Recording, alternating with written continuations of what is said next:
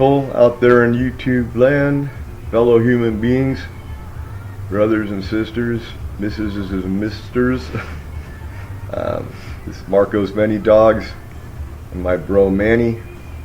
Yes. We're gonna give you guys a little talk today that we think is important. We're not real pros at this, so the video quality might not be very good. I'm going to try and do this without editing anything, so the audio quality might not be that great. Might be a little mess up here and there. We're not going off prompts or script lines or anything, so please bear with us. But I think we've got some important topics to bring up and discuss. Very, very important life or death type stuff, so onwards and upwards, away we go. So Manny, how do you feel about the animal kingdom in general? I feel like they're a very necessary part of our existence here on Earth. I mean, if not the most important, one of the most important. It's like the animal kingdom here on Earth is like, if they're suffering or if they're in fear or not at peace at all, then that kind of is a reflection of what we do to them as human beings. And you know, for many, many, many, perhaps thousands of years, human beings have basically treated the animal kingdom as a resource without taking into consideration. This isn't everybody. I'm just saying in general. Student of history, and I grew up hunting and fishing, and so I know the throw. You know, basically speaking, we have exploited not just the mineral resources and the other herbal, if you want to call it that,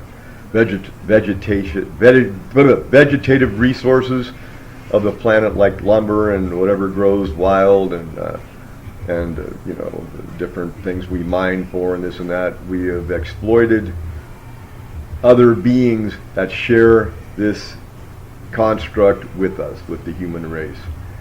If anybody has done any studying of human anatomy, of human physiology, anything to that in that line of investigation, then you should know, and if you don't, shame on you, you should know that our bodies are animal bodies. That's why when I studied anatomy in college many, many years ago, we didn't have a cadaver that year. Usually the anatomy class had a cadaver to dissect and study and take notes on. We didn't have a human cadaver that year, that semester. We had cats that had been executed at the local animal concentration camp that had been injected with formaldehyde or phenol or something, and we used those for anatomy.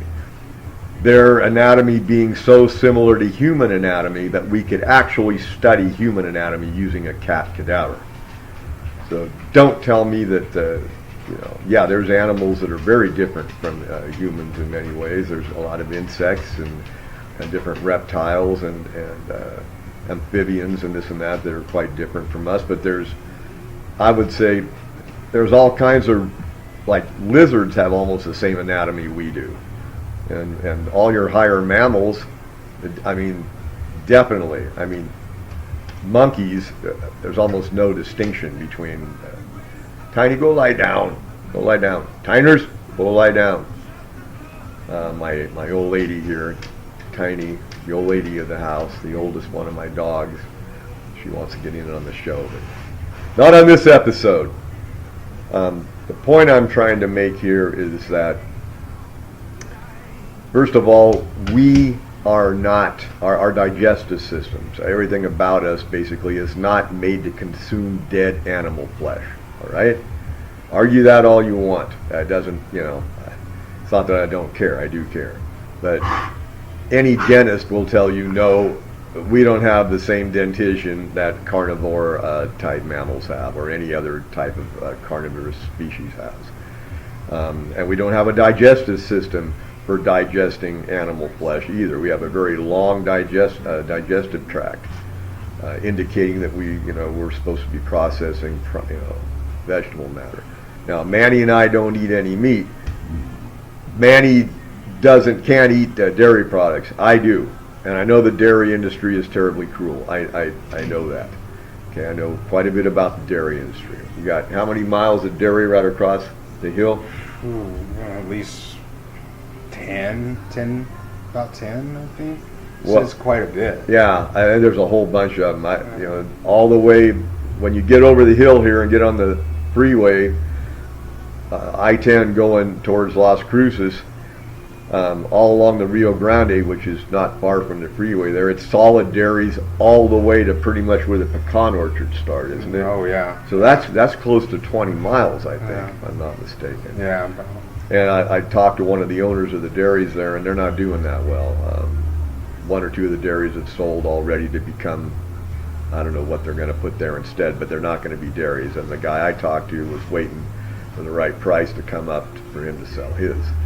The dairy industry you can go on and study about it. I already know pretty much all I need to know about the dairy industry. You can go on YouTube here and check out the cruelty of the dairy industry or the truth about the dairy industry. Do the same thing with the meat industry. I don't have any direct links to give you. It doesn't matter. Just plug in on the search engine here on YouTube, the truth about the meat industry, the horror of the meat industry, or whatever you want to plug in. We just got through watching a video. I don't enjoy these things, but I watch them to see as a barometer to see how people in other parts of the world treat animals. And it was a goat that they killed in India. Yeah, it was in India. It was in India. That doesn't sound like they were Hindus to me. I don't think so. But anyway, they slit its throat and just let it bleed to death, and it didn't happen in 20 seconds. I had to keep reminding myself that this was documentation, recording of something that had happened perhaps years prior. It was not going on right now, and there was no need to allow myself to get all upset. What many people aren't getting, which I didn't get either for many years, was that all these animals, I don't care if it's a worm you pull out of the ground, you put a hot cigarette or something near the worm, what's it going to do? It's going to try to move away and get away from it. It has a consciousness, as low as you might think that consciousness might be. And when it comes to some of the higher animals, like cows and pigs and sheep, especially pigs. If you think pigs are just stupid, when they're raised in mass just for slaughtering, you're not going to see the most highly evolved, what's the word I want, expression of consciousness and sentiency, if that's a word, of that pigs can express. But believe me, they are very, very intelligent animals. All right, just because they can't make tools to destroy the earth, and kill other pigs or whatever, just because they can't do that doesn't mean they're stupid. There was a lady in, it was somewhere in the United States, I don't remember where. She had a pet Vietnamese pot-bellied pig, and all her neighbors knew the pig. Do you remember this story? Yeah, I remember. And the lady was old and lived alone, and she had a heart attack and couldn't get up, and the pig somehow got out the front door. I guess it was open a little, or the pig could go in and out through a flap door or something. And it went, and the neighbors knew the pig, and they knew that something was wrong. The pig went and knocked at some doors and squealed and screeched, and finally, and it didn't take long, people were reading that little piggy loud and clear, and they went over, and the pig led them right to where its friend, I won't say owner, I would say its friend, was laying on the bathroom floor near there, suffering, from the results of a heart attack. Now, I've heard of tons of stories like that. You want to see some good information about animals, go on YouTube and look up funniest animal videos of 2018, or animal saving people, or plug in anything you want dealing with animals, and you're going to start seeing that animals are very different than what you might have thought they were. Now, I'm Manydogs. I've had up to 15 dogs here before. That was a little too many considering how sick I was. I had some trouble. I got 5 now, and that's about right. I could have couple more or whatever, it wouldn't shake things up too much. Manny, tell us a little about Princess. Oh, my dog Princess, she's part Shar-Pei and part pit bull. I didn't know at the time that she was a pit bull. I thought she was like a boxer. My grandmother told me, because I saw the dog and I said, "There's no way my grandmother, which was like in her 80s, and my aunt was going to be able to take care of her." And so later on down the road, I ended up kind of adopting her and just kind of, just decided to take care of her. But Or she adopted you. yeah, whichever way you look at it. But yeah, but I must admit, like, I never had, when I first got her, I adopted her, I went on the premise that she was a boxer, and I was already kind of like, I guess you could say, I already judged pit bulls from everything that I saw on TV, and like, the media always show them, vicious animals, and they want to kill whatever moves, and and I always thought that they were so violent, and then later on come to find out she's a pit bull, not a boxer.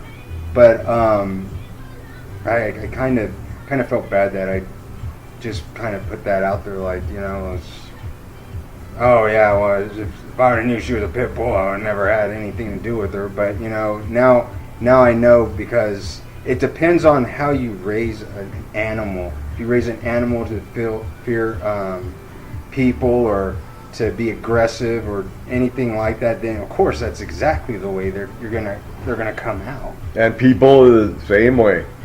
You I people are the same way. We might have a little more control over what we become later, but the tendency to be any certain way is probably going to be instilled on us by our environment as we're formulating. Pit bulls, that line of dogs were bred basically for killing other dogs in a fighting pit. That's why they call them pit bulls. And it's unfortunate. I had one purebred pit bull I raised from a little bitty puppy, Ranger. I love that dog with all my heart. But I had to keep him on a chain because he had something going. He hated one of my Bobo. He's the last wolf dog I had. He died last year after 3 operations. But Ranger just had it in for him. Bobo's testicles never fully developed, and I think there was a natural instinct to I don't know, to dominate and destroy, like the pack mentality or something. So Ranger would only attack a Bobo for some reason. Bobo was a sweetheart of a dog, big old wolfy looking dog, but he was just like a big puppy, Beautiful dog. But Ranger had it in for him, so I had to keep Ranger on a chain. Now, I didn't like doing that, but I had no choice.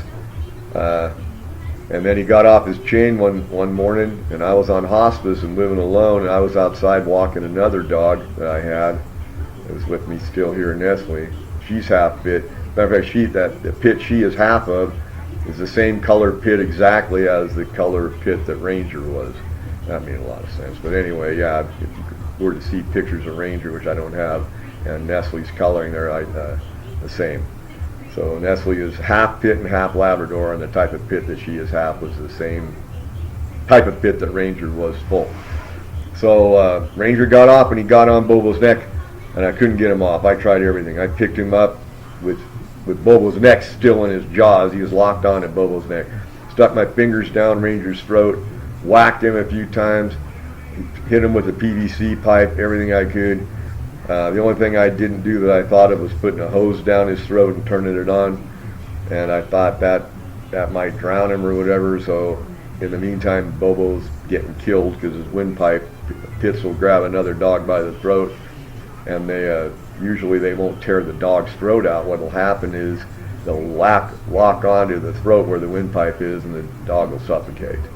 And that's what was happening to Bobo. So I had to get my pistol, and I did that. But that tore my heart out. But it had to be done. I don't kill any animals. I'll kill a fly once in a while here. I even try not to do that. But if they keep, I don't have a whole bunch of flies around. But the ones I do have tend to get a big kick out of bothering me when I'm trying to do something else or whatever. So once in a while, one of them gets swatted. But even those are amazing creatures. Flies are amazing. I know that sounds kind of weird or whatever, you know, but they are amazing creatures. They sure as hell can do stuff we can't do, you know. Watch that movie with Jeff Goldblum in it, the Fly, and you'll get some idea when he starts turning into one. You know, they can you know, they can take off like a rocket just from standstill, and you know, I've seen them chase each other and play with each other and stuff, and they are amazing creatures. Our creators, our designers and creators, and by the way, it's plural, folks.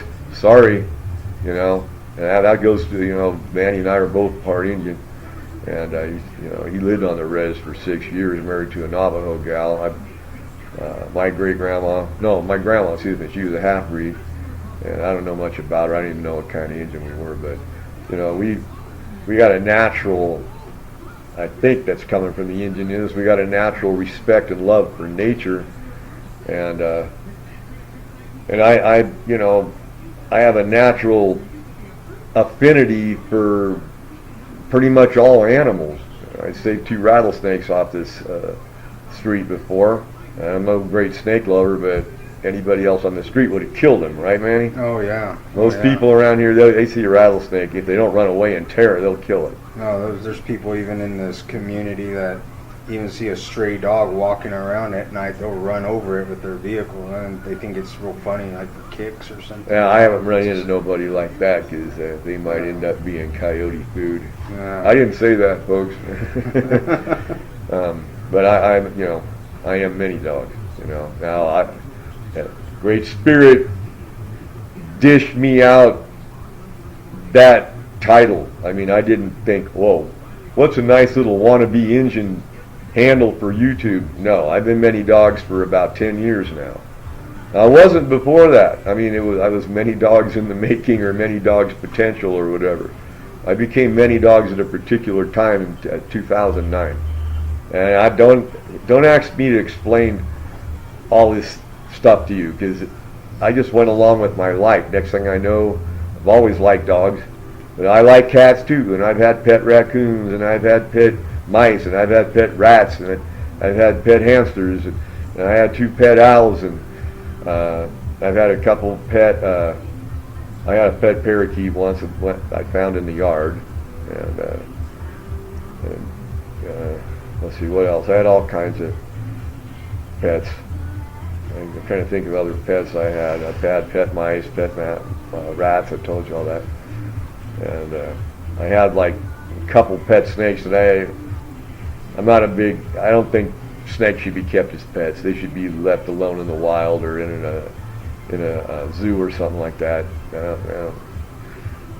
I had to feed a live rat to the pet gopher snake I had, and I feel bad about that to this day.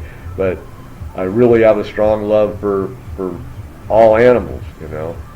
And when it comes right down to it, you know, I don't love dogs particularly more than I love other animals. That was the animal spirit I was chosen to be connected with, and the way I'm connected with it. And boy, am I connected.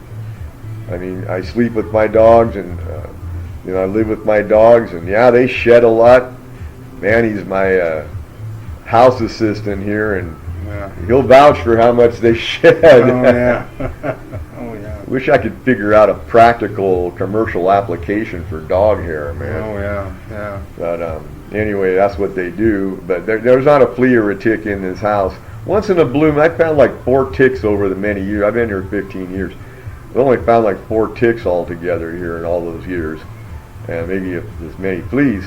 But you know, I know what to put down to keep the fleas off and stuff. Cedar oil works really good. Citrus oil works good. You mix it with vegetable oil, regular old vegetable oil, and then spread it around a little bit. Drop, you know, a few drops here, and half a shot glass of it where the dogs lay down to sleep, and then that gets on their fur, and that keeps them all away. But I love animals. All right, I even respect, and I'll leave flies alone, even if there's a few in the house. I don't have nothing against flies, and I won't kill them unless they deserve it. But one thing I don't have no heart for, and I don't think hardly any people out there would misunderstand this, is parasites. You know, mosquitoes, any kind of intestinal worms. I caught pinworms down in Mexico once many years ago. It took me several years to get rid of those damn things. Any kind of intestinal parasites, ticks, fleas, mosquitoes, I got no heart for that stuff. I don't even see why the creators, why that's down here. I'm sure there's some reason that I'm not seeing, but I got nothing for them critters. Even scorpions. I won't kill scorpions. We got tarantulas out here. People keep them for pets. My nephew, when he was here, they're big, black, kind of spooky-looking things. But my nephew had one, and they don't bite you. I'm not going to tempt fate, so I don't pick them up. Yeah. Have you ever picked them up? No. But Little J, you haven't met Little J, LJ, but yeah, he had one. He carried it around, put it on his arm. I told him to leave it go outside because they won't eat in captivity. And he goes, "Oh, there's crickets in the bathtub." And I said, "It doesn't matter." And they died in a week or so. But my dogs will tear the tarantulas up. My dogs will tear just about anything they can get their jaws on up. And they're real bad with any cats. We don't have hardly any cats around here. Probably because there's a lot of dogs around here and coyotes. The coyotes or coyotes here. You got them out by your place too? Yeah. Yeah. They're a predominant species here. I love hearing them when they get nutty at night sometimes. It sounds like we're being invaded by aliens. Or they make some weird sounds, I'm telling you. But we got bobcats out here, a mountain lion once in a while. I've seen a couple golden eagles out here, like once or twice. We got hawks and, of course, buzzards and skunks. I've never seen those desert tortoises. You ever seen those? No. They're supposed to have some of those, I've heard, out here too. I've never seen one of them. We got a lot of different critters. We got squirrels, all kinds of beautiful butterflies and birds and cottontails and jacks, and just full of life out here. I love it. The last thing I do is kill anything out here unless I had to save my life or save one of my dog's lives or whatever. Other than that, like I said, I saved 2 rattlesnakes off the street. If there's like a 5-footer in my backyard, and I don't think I can handle, I'd try and scare it out of the yard, I guess, or whatever, but ones I moved out were small, 2 feet or so. Can handle those all right, but if it's something I think is a threat to my dogs or something like that. But rattlesnakes, I've been around, I don't know, 10 of them or so in my life, not a whole lot, but they never tried to attack me or anybody else. They were always trying to get away. If you're a rat and they're hungry, they're going to eat you. If you, all they got's their head. So if you pose a danger and they're scared and you're close to them, they're going to not strike you first. They're going to tense up and make a nest, and they're going to get ready and rattle the hell out of their tail end. Let you know that, hey, don't mess with me, Jack. And I've been real close to, I've been like not seeing them. I've been right up on them, and they didn't do nothing to me. But people have gotten bit because they weren't paying attention when they were walking. It was a cold place. It was the wrong time of day. The snakes are cold-blooded, and they weren't active yet, so the person got bit. But they're not out. They're pretty scary, kind of evil-looking suckers, but they're not evil. They're not out trying to get you. The only time they even hurt anything else is to protect themselves or when they're hungry and they got to kill something to eat. That's the way it is. Lions and tigers and bears do the same thing. But humans, we're not supposed to be doing that. We're not supposed to be killing other critters and eating them. And my dad was an avid hunter, avid fisherman, excellent fly fisherman. I mean, grew up riding horses with my uncle. My grandparents had a resort in Northern California. They built from the ground up, took people on fishing trips, and this is during the 20s and 30s, up into the mid 40s. And my uncle and my dad was a doctor, a really high up one too, medical researcher and a professor of dermatology at Stanford.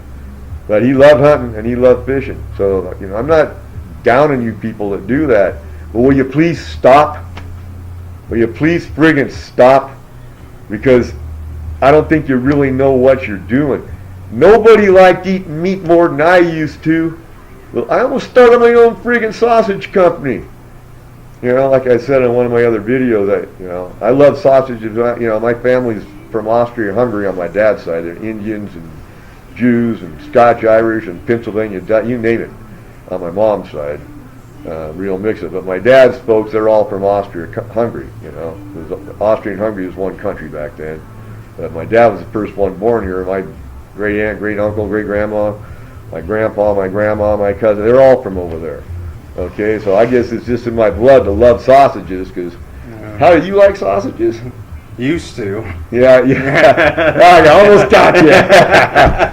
But Used to. I mean, except blood sausage. I did not like it. I wasn't too fond of bockwurst either. Those are the real, they got veal in them, which veal industry is terribly cruel. Check out I don't know, they don't eat veal much here, but in Europe it's a big deal, and that's a real cruel thing to do to a young male calf. It's just shitty, excuse my French. But they have a real light-colored sausage about the size of a bratwurst. It's called a bockwurst, and it's real tasteless, real blah tasting sausage. You know, and you got to eat cabbage with it to give it some flavor. That's how bad it is. But all these other sausages I had from Poland and linguiça from Portugal and all that, I love sausage. So I was going to start my own sausage company.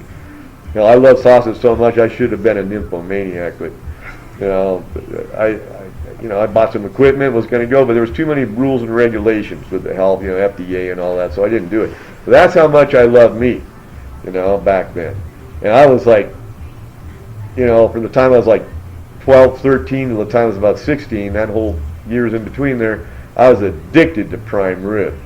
Medium rare, cut it off the cow with a hot knife, and every time we went to a restaurant anywhere, if they had prime rib, that's what was going on my plate. So I'm not, I'm not putting you people down. I'm just saying you got to wake up, because, look, I don't think a lot of you understand how things work in the universe. I didn't for a long time. But, Manny, in your life experiences, would you say karma is, and I'm not paying him to say this, I just, he's my best friend, so, one of the reasons we're best friends is we're kind of on the same page about a lot of stuff. But he's got his own mind and his own heart. So, the concept of karma, you know what it is. How do you feel about it?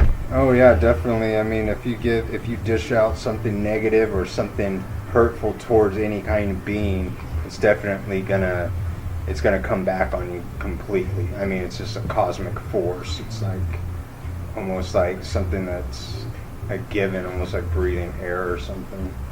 Yeah, and we're not taught that here in the Western culture. It's like Jesus, or somebody said, I think it was Jesus, and I know my Bible fairly well. I mean, I got like 3 different editions. I mean, not editions, but 3 different, what's the word? Not editions. That's the same thing, but just put out at different times. Translations. Versions. Yeah. Translation versions. Yeah. I got like 2 or 3 different ones. KJV and a couple other ones. But do unto others as you would have them do unto you. That means animals too, folks. You think animals... Look, you think animals don't think. They feel. You hurt them and they squeal or they'll bite you or something, that's not an automatic reaction, reflex. No, animals have eyes and ears and a nose. I mean, some other animals aren't built quite the same way. Oh, don't think some of the weird animals in the ocean, especially that aren't made like us, aren't hellaciously intelligent. Octopi. Yeah. Octopi. A lot of the different forms of octopus, different species or whatever, or different variations, they can change the color of their skin depending on the color of variation and what's the word I want? Patterns of the seafloor. Yeah. And they got this on video. You can look it up on YouTube or whatever and see them do it. That's cool. That can be just automatic. That can just something programmed into them. But they got 2 eyes and a mouth too. It's just that they got 8 legs, eight arms. Now let me tell you what they can do. If you want to think they're stupid, they just know how to do this. They're not taught. They don't have any training or anything. They put a crab, which is one of their main foods, in a jar with a screw-on lid, and it takes a little while, maybe 10 minutes, 15. They figure out how to open that. jar lid and Yeah. get to the crab. Oh, that's just automatic No, it isn't. You know, if you ever look at a close-up recording of an octopus's eyes, yeah, there's something going on in there, buddy. You know, and dolphins, we wouldn't have to go into dolphins. Oh yeah. You know, I mean, they're probably smarter than people. Oh yeah. You know, that's why they're not destroying the earth and they're hanging out in the ocean having fun. Oh yeah. You know, There's definitely more dolphins smarter than the people that live around here. yeah. The boy dolphins are having fun nose diving on bathing beauty queens. And stuff. Had to throw that in. But no, they save people's lives all over the place. Dolphins are known for doing that. They're just incredible creatures. You know, research on dolphins a little bit, and they get caught in the tuna nets more often than not. And they try to. Some countries are real strict about using fishing equipment that doesn't catch the dolphins, but a lot of countries don't. The Japanese and the Russians, I think, too, are still whaling. Yeah. You know, I'm sorry. That's sick ass shit. I'm sorry. I think I have to say it like it is. I don't know what are they using the whales for? They used to use it for oil. Yeah. But they don't need that anymore. They've got all the fracking and all the wells and all that going all over the planet. So what do they need whale oil for? What do they eat them? I guess so. I don't know.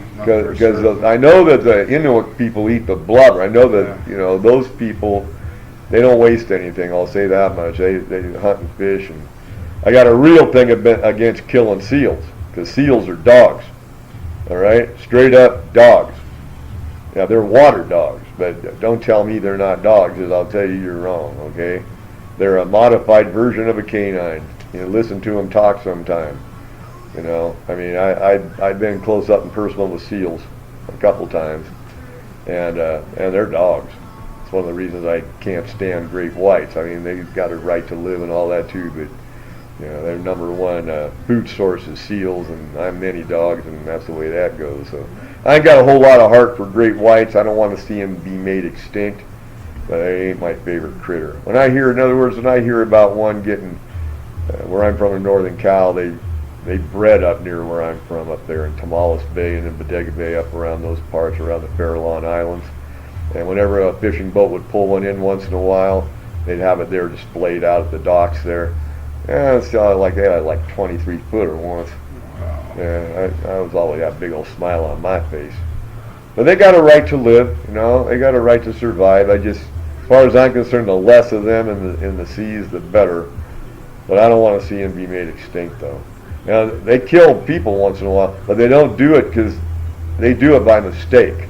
They hit you, they think you're a seal. That's why they think you're a seal. They hit you, and they're so big, and their mouths are so damn big, bigger than mine, and they hit you, and as soon as they taste human blood, they know you ain't what they're looking for, and they spit you out. But it's too late. You're already going to bleed to death.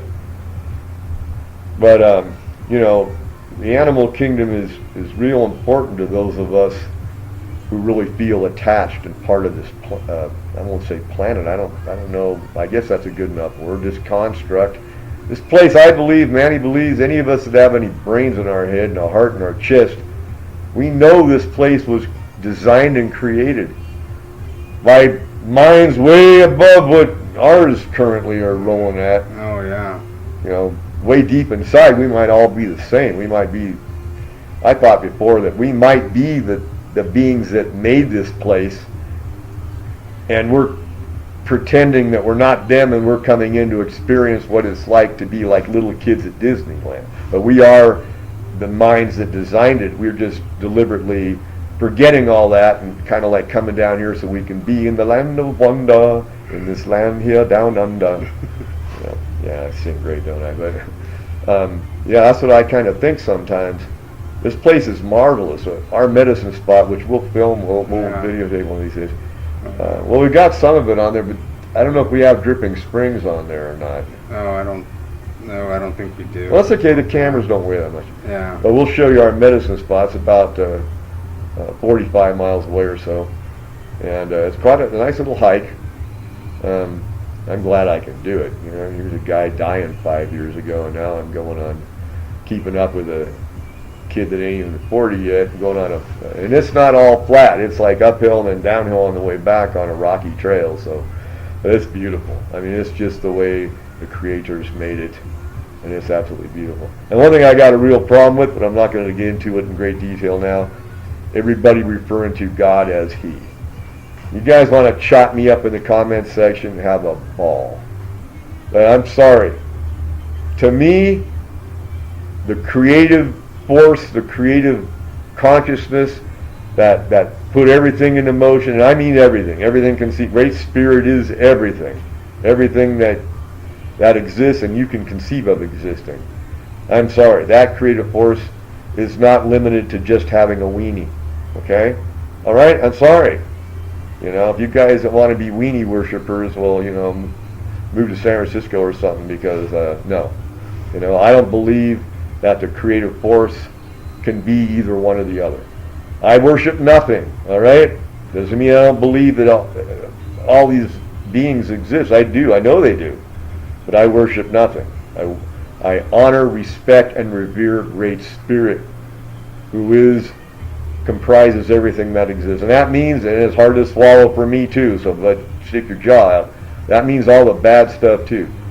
That means the same spirit that's in Gandhi and Yeshua, or Jesus, whatever you want to call him, and St. Francis of Assisi, my favorite saint, by the way, Mother Teresa, all the people we know of as being very good, pure, like Christ-like, if you want to say that, hearts and souls that did good work. That same spirit that comprises those beings that we love and revere also make up baby boy Bush, old man Bush, friggin' Cheney and Rumsfeld and Karl Rove. Yeah, all these wonderful beings that the powers that shouldn't be. Yeah. I mean, it's the same. But you know, you can't ever say that there isn't absolutely no good at all in those people. If they are people, even if they're not people, there's still some light in them, because when you're darkness is not a power, just like cold is not a power. Cold is a measurement of temperature, of heat.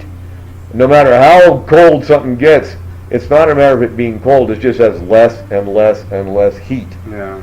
The same thing with the powers, we call them the powers of darkness, okay? It's not that there is any powers of darkness, there's just less and less and less light. So somebody like Boy George Bush, you know, he's a lying sack of shit. Okay, you know, we know that. I'm not going to get into Trump right now because I haven't really come to a real consensus on him yet. But I don't feel as bad about Trump. I don't feel as negative about him as I do Boy George, and especially his Boy George's daddy. Yeah. Right? You agree? Oh yeah, yeah. Trump seems to me to be kind of a clown. You know, if anything, I mean, you know, definitely no president of the United States is or ever was anything but a puppet for the powers behind the throne, so to speak. Okay, that's provable, demonstrable by studying history. So, those of you that think Trump's gonna save the day and arrest all these pedophile rings and all this stuff, good luck, sweet dreams, lover boys and girls. Because no. If you're believing all these QAnon drops and all this stupid crap, Trump, lump, bumpity, gump, bump, pump, dump, mump, you know, whatever. There's somebody he goes behind the curtain to and goes, yes, sir, or yes, ma'am, and then follows orders, and that's it. That's it about that. That's all, and that's all I had to say about that. Is that a good Alabama accent? Yeah, a little bit. You lived in Alabama for quite a while. Yeah. Your folks still live there, right? Yeah. Oh yeah. So, well, I tried to sound like Forrest Gump. Mama always said, life is like according to the Mandela effect, life was like a box of chocolates now. Yeah. We'll be doing a spin on Mandela effect one of these days too, Manny and Manydogs. But right now, what I want to try to do is get you people that are having anything to do with it. the people eating meat, yeah, think about what you're doing. But if you're not killing the animals, you know, if you're buying meat and spending your money and supporting the meat industry by buying dead animal parts, you're supporting that industry. But you're still not, in my opinion, as culpable or as karmically responsible as the people that actually work and profit from the meat industry. Okay? I'll tell you right now, if I could turn everybody in the world away from eating meat, if I could do it, I would. I don't hate you people that eat meat. Hell, I ate meat on and off. Well, I started going vegetarian on and off maybe 40 years ago, I guess, or so. But I was more off than on, and finally got real serious about it a couple of years ago. I almost died. I was on hospice, and a bunch of stuff changed. And I woke up to the fact that, hey, all these other beings, we're not supposed to be killing them and eating them. You know, that's not what we're supposed to do. And I'm just as healthy as I can be, not eating any dead animal parts. Okay, and if you study up on what effect animal protein has on the body, you might want to reconsider, you know, buying your nice little perfectly clean package of pork chops at your neighborhood Walmart. Yeah. You know, and just go on and see what the animal slaughtering process involves. See if you like that. See if that makes you feel good inside and happy. You know, but I'm not. You know, hey, you do what you want. I'm just trying to warn you that you are responsible for everything you do. And don't come out like these Nazi guys after the war, these high upper Nazis that said, "Well, I was just following orders." You know, I lost 2 family members over there. I never knew them because my family's all from Austria. They were third cousins or something of mine, and you know, I never knew them, so I don't know what their deal was. But I think those 2, one was an SS officer and one was a Hitler Youth Camp coordinator, I think. They died over there, I think, in Russian prisoner of war camps. But the excuse or the reason, supposedly, that the guys had, the Nazis after the war, why they did what they did, well, I was just chain of command following orders. Hey, that don't fly. You young GIs, men and women, you got a conscience. That's given to you by your creators, your designers and creators. You're responsible for everything you do. Just because you signed up on the dotted line, someone stuck an M16 in your hand, turned you loose in a friggin' desert somewhere, said shoot at everything that goes back, you know, or has a towel on his head or whatever. You know, hey, you know, you put yourself there now. There ain't no draft going on right now, so you put yourself there. I know I've had friends that, you know, I got lucky. I didn't have to go to NAM because I almost enlisted as a sharpshooter, but I didn't have to go.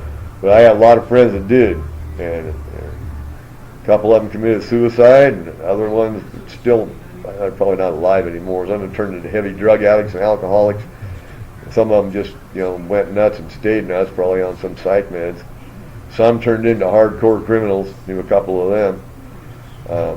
I mean hardcore. Anyway, you know, we do that to each other. As human beings do that to each other. And so, you know, people do that to each other, and you say, well, why am I squawking about doing that to animals? Because, well, if people want to do that to each other, I don't want to do that to anybody. I'll do what I got to do to defend myself if it comes to that, or to defend my dogs or loved ones or friends or whatever. And if I'm in some situation like if Walmart's someone's trying to rape a woman in a Walmart parking lot or whatever, I'll jump in and do everything I can to stop that. I'm no coward. I ain't no Bruce Lee either, you know. But when it comes to killing animals for any reason except self-protection or protecting one of your loved ones, I'm sorry. There's no reason or excuse for that. They're you know, I won't say a bear is weaker than us, but it's weaker than a guy that's got a 303 Weatherby Magnum on his shoulder. Oh yeah. Right? Yeah. And you know, people that go up and deliberately go hunting. Now, some people that really need the food, I say there's other things to eat, but if if you're living way out in the country and you're poor and you shoot some rabbits or whatever, and you're aware that you can't shoot too many, you're going to decimate the population, and other animals need those rabbits too, like the coyotes and some of the hawks and such. If you have a consciousness about what you do, I'm not saying that's okay, because you're taking the life of another critter for a selfish reason. But I'm saying you got a better excuse than the guy that, like my dad and his friends, have plenty of money to buy food, but they loved hunting. They got a big, I almost said something I shouldn't say. They got a big happy heart killing animals, because they all had plenty of money. They didn't need the food. My dad didn't waste it. He loved deer meat. He grew up on it, and he, every deer he shot, elk or every fish he caught, everything got ate, or ducks, everything. There wasn't anything wasted. He didn't do that. But he didn't need to go killing animals to feed the family. Some people do, and the Indian and me and Manny both can kind of resonate with that a little bit. Yeah. But I'll tell you right now, I know Manny real well. He's a much gentler soul than I am now, and definitely gentler than I was when I was his age. And I think if it came down to it, and I know this boy can eat. He can get hungry, I tell you right now. But I don't think I also know he's very sensitive. I don't think even if you got real hungry, man, I don't think you'd kill something else to eat it. No. I mean, if it came down to that bad, Great Spirit would take care of it somehow. Yeah. And if you're that hungry, I'll tell you what happens. I almost died starving to death a few years ago. That's right before I went on hospice. Your stomach it shuts down. You don't feel hungry anymore after a few days or whatever. But I'm just telling you people out there. I'm going to get some nasty comments from you dyed-in-the-wool hardcore meat eaters or people that are wrapped up in the meat industry. Both my godfather and my favorite uncle, they were both ranchers, and it was mostly grew wheat. My uncle grew mostly wheat, and my godfather grew a whole bunch of different stuff down in the southern San Joaquin Valley, root crops and cotton and all this other stuff. Potatoes mostly, I guess, half the crop that is potatoes. Big operation. And then my uncle's place, he ran his father-in-law's farm up there in Lakeview, Oregon. He was the foreman. But they both raised cattle. Both of them had cattle for beef. But that wasn't their principal thing they raised. So I'm not a stranger to any of this. I'm not a stranger to killing animals and hunting and butchering animals and grinding them up and making sausage out of them and smoking them and making ham and bacon out of them and all that. I've done all that. So I know what it's all about. And I'm saying don't do it. I'm saying you're hurting another critter. You're taking the life of another critter that I don't believe we have the power to do it. We don't have the right to. To me, everything's part of what you people, some of you out there, call God. I don't call it God. I call it Great Spirit. God is a meaningless word to me. But ancient Egyptian God, Greek God, Roman God, God of the Aztecs, God of the waters, God of the mountains, God of the springs. Ancient, that word is nothing except, to me, the only relevance that word God has is it happens to be dog backwards, and that's it. So anyway, that's what this bit was about. Probably not many people are going to watch it. I doubt if many people are going to watch it all the way. Those that do are probably going to be sending some bad words our way. But we love y'all, right, man? Yeah. Oh yeah. Yeah. And we care. That's why we're doing this. I hope that y'all give some consideration to these words, and please go on YouTube and watch some. Do you think of any names of the animal videos that are funny? Not on top of my head, right? Funniest animal videos for 218. Yeah. There's a whole bunch of them that come up. It'll be a whole. You'll just laugh your ass off. You'll love it. You'll see animals that were natural enemies, but they grew up together, like dogs and cats, or goats and lions, or I don't know. There's a whole bunch of different ones. All kinds of neat animals, and I just cracked up, and it made my heart glow so much. And then go on there and watch the truth about the meat industry, or goats being sacrificed, They got all kinds of stuff on cruelty to animals on YouTube, and watch what people do to animals. I'm not talking about hunting. I killed 2 bucks when I was younger. They were one-shot kills. They didn't even hear the. I'm not making excuses. I'd never do it again. But those 2 deer I shot, those 2 bucks I shot when I was 12 and 13, they didn't even hear the gunfire. The bullets traveling faster than the speed of sound, and I was a dead eye. All right. So those 2 bucks just boom. That was it. It was over. I realized what I was doing after the second one. That's after that. And so I didn't do that no more. I did kill a rabbit once after that. We were hungry. A friend of mine and his wife and I, we were living and we didn't have any food, and probably could have got some at the church give house, but he had a gun and I had a gun, and we went rabbit hunting and got a jackrabbit and made stew out of it. I'm not happy about that either, but we didn't do it for fun. We did it because we were hungry, and we sure as hell didn't waste what we shot.